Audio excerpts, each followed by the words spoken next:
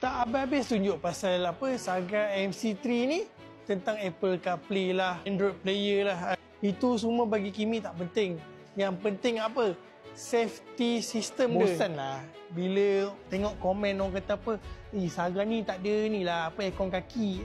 Lah, kau hari-hari ke pakai aircon kaki? Tak kan? Yang penting sekali ketika anda nak beli kereta ataupun first time nak beli kereta kan, beli Saga MC3. Sebab apa?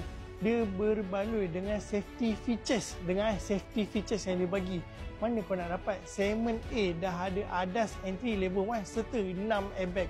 Sekurangnya bila anda bawa kereta, walaupun bukan salah anda, orang langgar daripada depan, belakang ataupun kiri dan kanan, dia bolehlah reducekan impact tu daripada berlaku kecederaan yang parah kepada driver ataupun passenger. Itu yang paling penting sekali.